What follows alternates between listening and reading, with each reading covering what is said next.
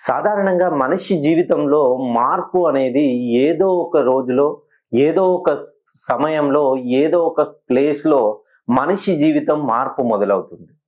So, ఎవరైతే వృశ్చిక రాశిలో జన్మించారో మెయిన్‌గా అనురాధ నక్షత్రంలో విశాఖ నక్షత్రం గాని, అనురాధ, జ్యేష్ఠ నక్షత్రంలో జన్మించిన వాళ్ళకి ఈ 2026కు ముందు డిసెంబర్ 30 ముక్కోటి ఏకాదశి నుండి వీళ్ళ జీవితం ఎలా ఉండబోతుందంటే, ఇప్పటి వరకు వీళ్ళని ఎవ్వరు ఏం పని చేస్తున్నారు, మీరు ఎలా ఉన్నారు అని ఎవరు కూడా పట్టించుకోరండి.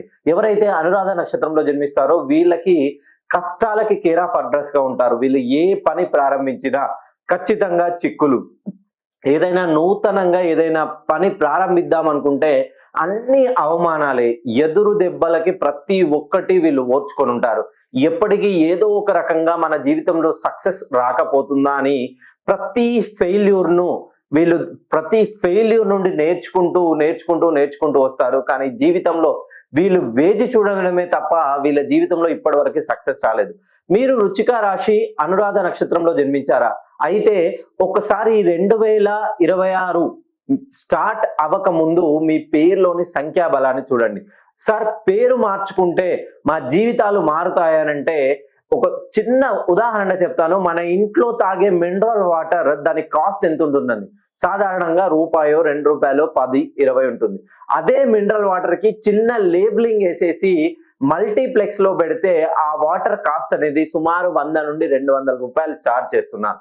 ఎప్పుడైతే water same, quantity same, labelling అనేది ఇంపార్టెంట్. ఆ నేమ్ తో ఆ వాటర్ కు ఉన్నటువంటి బ్రాండ్ పెరుగుతుంది. ఒకసారి మీ పేరులోని సంఖ్యాబలాన్ని సరిచేయండి. ఓవెల్స్ ని కరెక్ట్ ఆర్డర్ లో చెక్ చేసుకోండి. మీ డేట్ ఆఫ్ బర్త్ మొత్తాన్ని కొడితే 13, 16, 21, 30 ఈ సంఖ్యల్లో ఉంటే ఇవి శత్రు సంఖ్యలు. మీరు ఏ పని చేసినా కలిసి రాదు. ఎవరైతే వృశ్చిక రాశిలో జన్మించారో ఒకసారి మీ పేరులోని సంఖ్యాబలాన్ని సరి చేసుకొని మీ జీవితంలో మార్పు రాకపోతే నేను ఈ శాస్త్రాన్ని వదిలేస్తాను.